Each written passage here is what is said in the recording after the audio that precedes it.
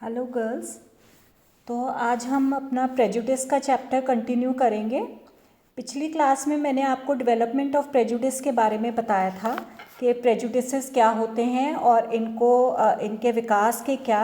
कारक होते हैं, ठीक है, या किस तरीके से इनका डेवलपमेंट या विकास होता है। तो इसमें मैंने आपको दो मेजर फैक्टर्स के बारे में बताया था। सामाजिक और सांस्कृतिक कारक होते हैं कुछ, और कुछ साइकोलॉजिकल या पर्सनल फैक्टर्स, ठीक है। तो ये अब मैं जस्ट ब्रीफली आपसे ये गो थ्रू करूँगी बिकॉज डिटेल में ऑलरेडी मैं आपको बता चुकी हूँ इनके बारे में। सोशल एंड कल्चरल फैक्टर्स में आपके अनौपचारिक और औपचारिक शिक्षा आ जाती है, यानी कि ऐसी एजुकेशन, फॉर्मल एजुकेशन, औपचारिक शिक्षा जो आप स्कूल या कॉलेजेस में ग्रहण करते हैं, एंड अनौपचारिक शिक्षा यानी कि जो आपको आपके आस पड़ोस या आपके परिवार वालों से मिलती है। इसके अलावा आपका रिलीजन यानी कि धर्म जो है वो भी एक बहुत इम्पॉर्टेंट फैक्टर है जो हमारे प्रेजुडिसेस को डेवलप करने में एक अहम रोल प्ले करता है। धर्म के बाद आ जाता है आपका कुछ समूह के मानक यानी कि ग्रुप्स नॉर्म्स, कौन से किस प्रकार के ग्रुप में आपका पालन पोषण हुआ है, तो उसके नॉर्म्स क्या होते हैं या किस प्रकार के वैल्यूज़ बिलीव्स वो ग्रुप रखता है, तो वो भी बच्चों में पास ऑन हो जाते हैं। और जो रूढ़िवादी ग्रुप्स होते हैं उनके बच्चे ज़्यादा प्रेजुडिस्ड हो जाते हैं उन बच्चों के कंपैरिजन में जो कि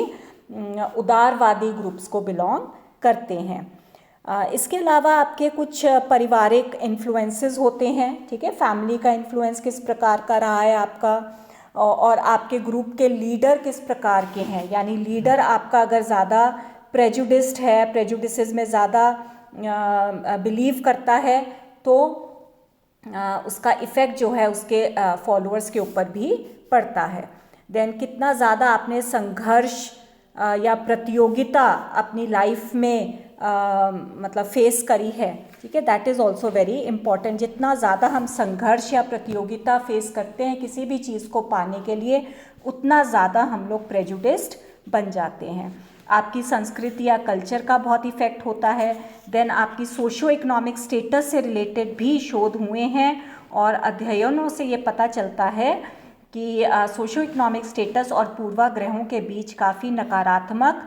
सहसंबंध पाया गया है, यानी कि जो लोअर सोशो इकोनॉमिक स्टेटस वाले जो लोग होते हैं वो ज़्यादा प्रतिकूल भावना रखते हैं दूसरे लोगों के प्रति। मास मीडिया का बहुत ज़्यादा इफेक्ट होता है, जो जन समूह के साधन होते हैं, यानी कि पुस्तकों के द्वारा, समाचार पत्र, रेडियो, सिनेमा, टीवी के द्वारा भी हमें जो सूचनाएं प्राप्त होती हैं वो हमारे अंदर पूर्वाग्रहों को विकसित करती हैं। देहाती और शहरी क्षेत्रों की हम बात करें तो देखा गया है कि अध्ययनों में देखा गया है कि शहरी क्षेत्रों की तुलना में ग्रामीण क्षेत्रों में जाति के आधार पर स्पेशली ज़्यादा पूर्वाग्रह पाए जाते हैं। तो यानी ये आपके कुछ सोशल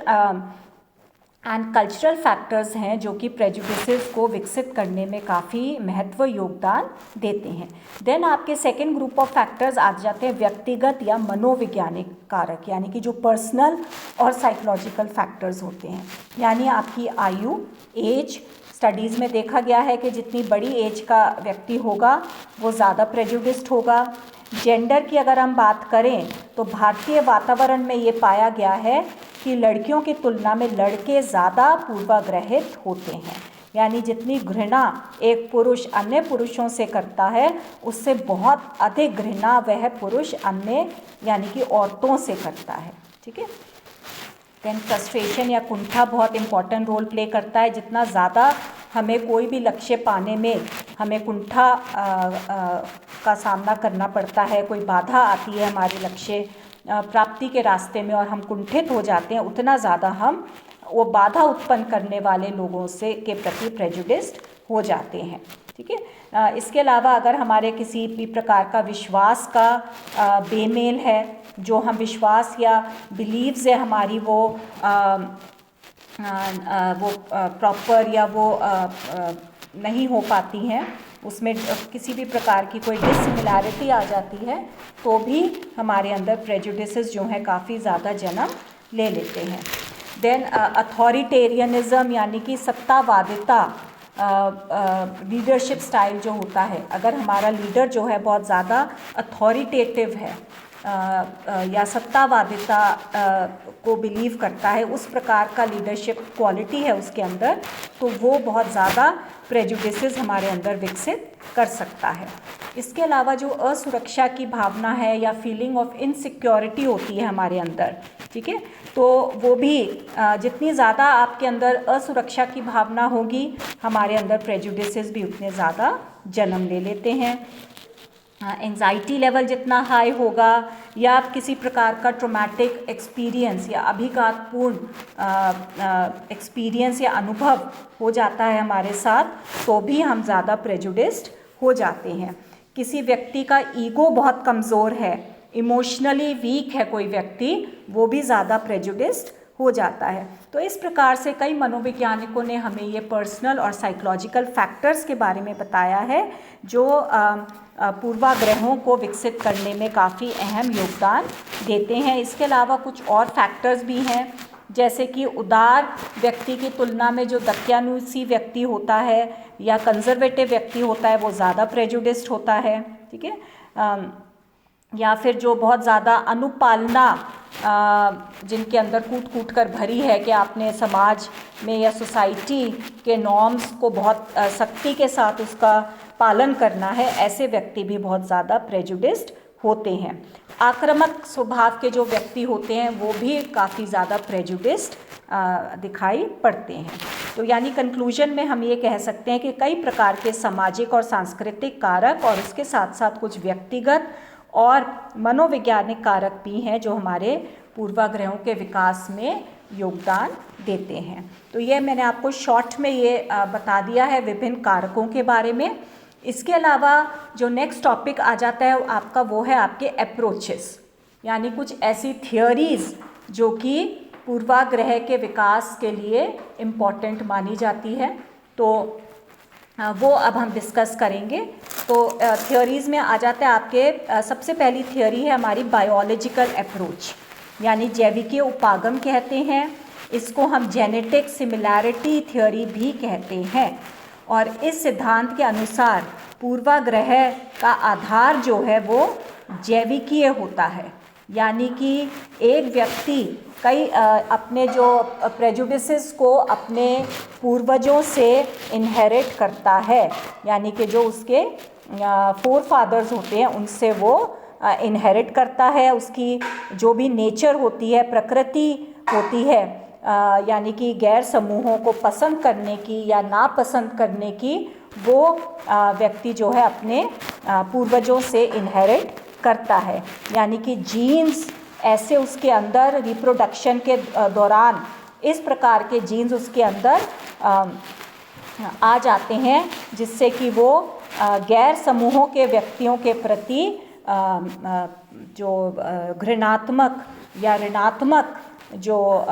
एटीट्यूड है वो अपने अंदर विकसित कर लेता है। तो इस सिद्धांत के पक्ष में रेनॉल्ड्स हैं, रुस्टन हैं, उन्होंने काफ़ी बताया है इस सिद्धांत के पक्ष में, कई साक्ष्य प्रस्तुत करे हैं और अपने अध्ययनों के आधार पर यह बताया है कि नॉर्मली लोगों के अंदर क्या भावना होती है कि जो पर समूह के जो लोग होते हैं उनके प्रति घृणा या ऋणात्मक एटीट्यूड प्रदर्शित करना, ठीक है। यानी कि अपने समूह के लोगों के सदस्यों के प्रति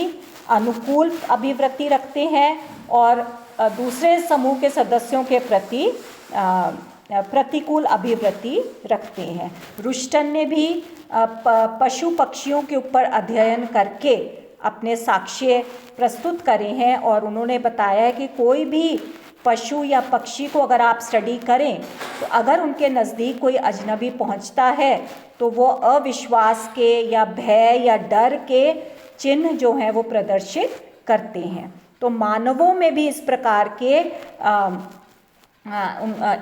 के चिन्ह जो हैं वो देखे जा सकते हैं। जिस प्रकार की प्रतिक्रिया पशु पक्षी प्रदर्शित करते हैं किसी भी अजनबी के सामने आने पर, उसी प्रकार से मानवों के अंदर भी ऐसा होता है। तो नॉर्मली ये कुछ साक्ष्य है, परंतु ज़्यादातर मनोवैज्ञानिकों ने इस थ्योरी का खंडन किया है कि ये कोई जननिक कारक नहीं होता, बल्कि ये एक प्रकार का बिल्ट इन मैकेनिज्म होता है। किसी भी प्रकार के मानव हो या पशु पक्षी हो, उनके अंदर ये बिल्ट इन मैकेनिज्म होता है कि आप कोई भी ऐसा व्यक्ति या कोई भी ऐसा प्राणी आप देख लें जो आपका परिचित नहीं है, जो अजनबी है, उससे डरना या उससे भयभीत होना या उससे सावधान रहना, ये हमारी नेचुरल प्रकृति होती है। इसमें जीन्स का कुछ लेना देना नहीं है। तो इस तरीके से ये जो बायोलॉजिकल, हालांकि इसको हम पूरी तरीके से इस अप्रोच को खंडित नहीं कर सकते, कुछ तो इसके अंदर भी सच्चाई है, परंतु पूरी तरीके से हम इसको, ये मतलब थोड़ी सी अपूर्ण या इनकम्प्लीट थ्योरी मानी गई थी। फिर आपका सेकंड अप्रोच आ जाता है जिसको हम ऐतिहासिक उपागम या हिस्टोरिकल अप्रोच कहते हैं। तो अगर हम हिस्ट्री के ऊपर नज़र डालें, अपने हम प्राचीन काल से अब तक के पूरे इतिहास के ऊपर नज़र डालें, तो नॉर्मली ये देखा गया है कि जो हमारे आपस में जो बिगड़ते संबंध होते हैं या अन्याय, अत्याचार, इसके कई प्रकार के साक्ष्य हमें मिलेंगे। ब्रिटिश के टाइम पर भी ब्रिटिशर्स ने कई प्रकार के अन्याय या अत्याचार हमारे ऊपर करे हैं, या जितने भी राजे महाराजा आए, मुगल्स आए, आप लोगों ने हिस्ट्री में इसके बारे में काफ़ी कुछ पढ़ा होगा, तो किस तरीके के अत्याचार सहन करे गए थे। तो कई ऐसी ऐतिहासिक घटनाओं की वजह से इस अभिवृत्ति का विकास हुआ है, जिसने पूर्वाग्रह का रूप ले लिया है। यानी कि हमारे समाज में ये बहुत पहले से ये देखा गया है कि प्राचीन काल से इस चीज़ को देखा गया है कि आपस में जितना ज़्यादा अन्याय कोई हमारे ऊपर करेगा या अत्याचार हमारे ऊपर करेगा, तो हम उसके प्रति प्रेजुडिस जो हैं, या जिस ग्रुप को वो बिलोंग करता है, उस पूरे ग्रुप के प्रति हम प्रेजुडिसेस को विकसित कर लेते हैं। नॉर्मली ये देखा गया है हमारे समाज में महिलाओं को काफ़ी निर्बल माना जाता है, दूसरों के ऊपर डिपेंडेंट माना जाता है। इवन आप अगर ग्रामीण क्षेत्रों की बात करें तो एक प्रकार की घरेलू कठपुतली भी वहाँ पर माना जाता है। ठीक है, तो प्राचीन काल से ही इस प्रकार का जो महिलाओं के प्रति जो एटीट्यूड है वो हमारे अंदर विकसित हो रखा है, और इसी वजह से उनके साथ इस प्रकार का सलूक भी किया जाता है। कई प्रकार के अत्याचार उनके ऊपर करे जाते रहे हैं, और यही एक्सपेक्ट किया जाता है कि वो इन अत्याचारों को चुप रहकर सहन करे। जैसे ही घर में कोई लड़की बॉर्न होती है, ग्रामीण क्षेत्रों में स्पेशली ये देखा गया है, या कम पढ़े लिखे परिवारों में ये देखा गया है कि जैसे ही घर में अगर कोई लड़की पैदा होती है तो शुरू से ही उसको ये सीख दी जाती है कि तुम लड़की हो, तुम्हें चुप रहना है, तुम्हें बाहर नहीं आना जाना, किसी भी प्रकार का कोई भी अत्याचार है तुम्हें उसको चुपचाप सहना है। तो इस प्रकार से ये प्रेजुडिसेस जो हैं उसके मन में शुरू से ही डाल दिए जाते हैं, और ये लंबा इतिहास इसका गवाह है कि कैसे महिलाओं के प्रति हम इस प्रकार के प्रेजुडिसेस अपने अंदर विकसित कर लेते हैं। इसके अलावा अगर हम अमेरिका जैसे विकसित देश की बात करें तो वहाँ पर भी दो प्रकार के समुदाय ज़्यादा देखे जाते हैं। एक तो वाइट अमेरिकन्स हैं, गोरे लोग जो होते हैं, और दूसरे हैं आपके ब्लैक्स, नीग्रोस जो होते हैं। तो इतिहास इस चीज़ का गवाह है कि कई शताब्दियों से ये देखा गया है कि जो नीग्रोस के प्रति स्लेवरी या कई प्रकार के अत्याचार किए जाते हैं, उनको इसका शिकार बनाया गया है, और जो गोरे लोग हैं उनको अपने से निम्न समझते हैं, अपने से नीच समझते हैं, और उनसे एक्सपेक्ट किया जाता है कि वो गोरे लोगों की सेवा करें या उनके प्रति मतलब पॉजिटिव एटीट्यूड को अपनाएं, जो कि ऐसा नहीं हो पाया। बिकॉज अगर आप उनके ऊपर अत्याचार करोगे तो वो आपके प्रति गोरे लोगों के प्रति उन्होंने फिर नेगेटिव जो प्रेजुडिसेस हैं या पूर्वाग्रह हैं वो उनके अंदर विकसित हो गए हैं। ठीक है, तो हालांकि ये जो ऐतिहासिक उपागम है ये पूर्वाग्रह को विकास करने में पूर्ण तरीके से स्पष्ट या सक्षम नहीं हो पाया है, परंतु फिर भी और कई प्रकार के उत्तर देने में भी असमर्थ रहा है, परंतु फिर भी काफ़ी हद तक इसने हमें पूर्वाग्रह को विकास करने में सहायता करी है। पूर्ण रूप से कंप्लीट अप्रोच नहीं है ये, तो इस वजह से इसका भी खंडन कर दिया गया था। फिर आपका थर्ड अप्रोच आ जाता है जिसको हम साइकोडायनामिक अप्रोच कहते हैं, यानी मनोगत्यात्मक उपागम, यानी कि ये फ्रॉइड द्वारा प्रतिपादित उपागम है और इसको काफ़ी डीपली और काफ़ी गहन रूप से फ्रॉइड ने सोसाइटी में पूर्वाग्रहों को स्टडी किया है, किस तरीके से पूर्वाग्रह विकसित होते हैं, और उनके अकॉर्डिंगली जब किसी भी व्यक्ति के लक्ष्य प्राप्ति के रास्ते में कोई भी बाधा उत्पन्न होती है, किसी भी व्यक्ति को बाधाओं का सामना करना पड़ता है, तो उसके अंदर कुंठा या फ्रस्ट्रेशन आ जाती है, और जो बाधा उत्पन्न करने वाला जो सोर्स होता है, जो स्रोत होता है, वो उसके ऊपर आक्रमण करना चाहता है, उसके प्रति वो नेगेटिव एटीट्यूड अपने अंदर उत्पन्न कर लेता है। और जितना ज़्यादा स्ट्रॉन्ग यानी कि प्रबल बाधा उत्पन्न करने वाला स्रोत होगा, और जितना ज़्यादा हमें अपने अंदर की इस आक्रामकता की भावना को रिप्रेस करना पड़ेगा, जितना ज़्यादा उसको दबाना पड़ेगा, उतना ज़्यादा हमारे अंदर उस बाधा उत्पन्न करने वाले सोर्स के प्रति प्रेजुडिसेस जन्म ले लेते हैं। ठीक है, इसके अलावा उन्होंने ये भी कहा है कि जिन व्यक्तियों का ईगो कमज़ोर है, ऐसे व्यक्तियों के अंदर भी प्रेजुडिसेस बहुत जल्दी जन्म ले लेते हैं, यानी कि जो व्यक्ति कई प्रकार के डिफेंस मैकेनिज़म्स का यूज़ करते हैं, जैसे कि प्रक्षेपण है, विस्थापन है या रैशनलाइजेशन है, ये कई प्रकार के डिफेंस मैकेनिज़म्स हैं, रक्षा युक्तियाँ कहते हैं। तो जो लोग इनका ज़्यादा यूज़ करते हैं, यानी अपनी गलतियों को दूसरों के ऊपर थोपना, ठीक है, जिसको हम डिस्प्लेसमेंट कहते हैं या प्रोजेक्शन कहते हैं, तो जो लोग इस प्रकार की रक्षा युक्तियों का यूज़ करते हैं वो ज़्यादा प्रेजुडिस्ड हो जाते हैं। ठीक है, तो ये भी हमें काफ़ी डिटेल में हमें फ्रॉइड ने इसके बारे में समझाया था, जो साइकोडायनामिक अप्रोच है। और उन्होंने ये भी कहा था कि कई बार क्या होता है कि हम कोई अच्छी बात के लिए या अच्छी चीज़ के लिए अगर किसी समूह को रोका जाता है करने के लिए, परंतु वो अपनी असुरक्षाओं की वजह से, just because they belong to a minority class, ठीक है, कि वो निम्न जाति को या मतलब कि माइनॉरिटी क्लास को बिलोंग करते हैं, तो उनको लगता है कि हमारे ऊपर ये जुल्म किया जा रहा है, कि हमें ये चीज़ अलाउ नहीं करी जा रही है, हमें मतदान करने के लिए अलाउ नहीं किया जा रहा है, या हमारे को या हमें मतलब कि किसी भी प्रकार की पॉलिटिकल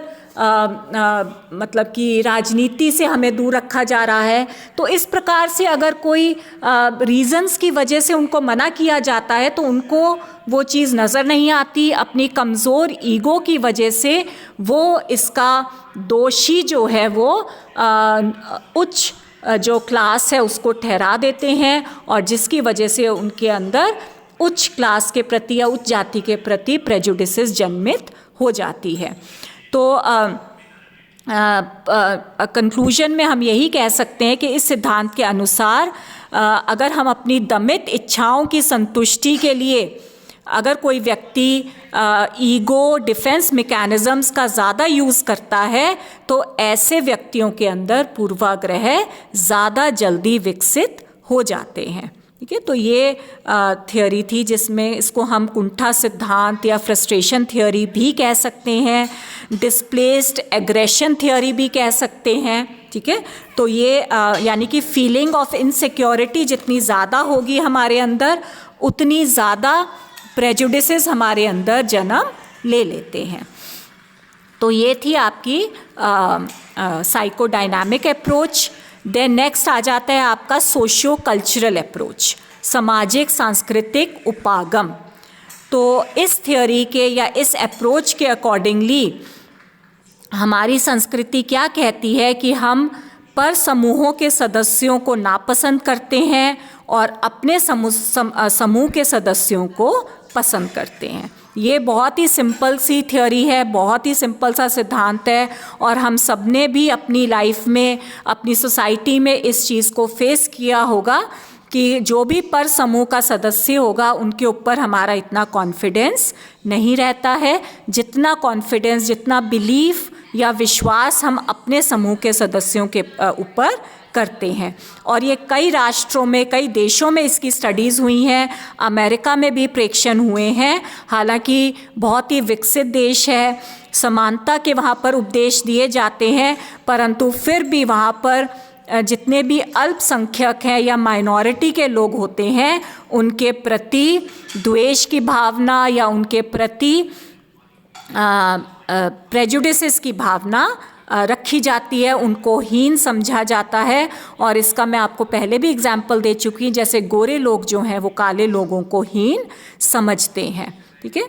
तो इस प्रकार से, और ये इंडिया में तो, भारत जैसे देश में तो ये बहुत ही ज़्यादा है, जो सांस्कृतिक जो फैक्टर है प्रेजुडिसेस को जो जन्म देता है, फीमेल्स के या स्त्रियों के प्रति जो प्रेजुडिसेस होता है। ठीक है, हमारी संस्कृति में ये है कि कुछ कार्य ऐसे हैं जो एक पर्टिकुलर जाति के लोगों के लिए ही के ऊपर ही संभव होते हैं, या जेंडर प्रेजुडिसेस बहुत ज़्यादा है हमारे देश में कि पुरुषों की तुलना में स्त्रियां जो घर का काम करेंगी या खाना पकाएंगी और पुरुष जो हैं वो बाहर का काम करेंगे। तो इस प्रकार के जो परंपरागत जो थॉट्स हैं, परंपरागत जो थिंकिंग है वो बहुत ज़्यादा हमारे देश में देखी जा सकती है। ठीक है, और इसका कारण बहुत है, यानी कि शिक्षा इसका योगदान शिक्षा में बहुत ज़्यादा इस चीज़ को देखा गया है, एजुकेशन में काफ़ी इसका योगदान है। देन जो मैंने आपने फैक्टर्स करे हैं, जो हमने psychological and personal factors, age related हो गया या फिर जाति या धर्म रिलेटेड हो जाता है, देहाती या शहरी क्षेत्र है, मास मीडिया है, ये विभिन्न ऐसे कारक हैं जिसमें कि सोशियोलॉजिकल या सोशो कल्चरल अप्रोच जो उसमें हम जिसको समझ सकते हैं या समझाए जा सकते हैं। ठीक है, तो इस तरीके से ये आपके कुछ अप्रोचेस हैं जो कि जिनके द्वारा हम प्रेजुडिसेस की डेवलपमेंट को समझ सकते हैं या उनको हम एक्सप्लेन कर सकते हैं। तो अगर आपका ये क्वेश्चन आता है कि प्रेजुडिस या पूर्वाग्रह किसे कहते हैं और इसको प्रभावित करने वाले कारकों का वर्णन करें या इसको प्रभावित करने वाले कुछ सिद्धांतों का वर्णन करें, तो अगर कारक आता है या सिद्धांत आता है, कुछ भी क्वेश्चन आता है, आपने कारकों को भी एक्सप्लेन कर देना है, जो आपके जो सोशल एंड कल्चरल फैक्टर्स हैं और कुछ पर्सनल एंड साइकोलॉजिकल फैक्टर्स हैं उनको भी आप एक्सप्लेन कर दोगे। और ये कुछ अप्रोचेस जो मैंने आपको करवाई हैं अभी, ठीक है, यानी कि आपने बायोलॉजिकल अप्रोच, हिस्टोरिकल अप्रोच है उसके अंदर, फिर आपकी साइकोडायनामिक अप्रोच आ जाता है और आपका सोशियो कल्चरल अप्रोच। ठीक है, ये 4 अप्रोचेस हैं, थियोरीज़ हैं जो कि प्रेजुडिसेस के डेवलपमेंट को एक्सप्लेन करती हैं। तो ये क्वेश्चन में आपने ये सारा कुछ लिखना है, social and cultural factors, personal and psychological factors, and ये सारे आपके जो 4 अप्रोचेस हैं। ठीक है, biological approach, historical approach, psychodynamic and socio cultural approach, ये आपने इतना करना है। So this finishes with your chapter of prejudice, and if you have any questions, if you have any doubts, you are welcome to ask me. Thank you, girls.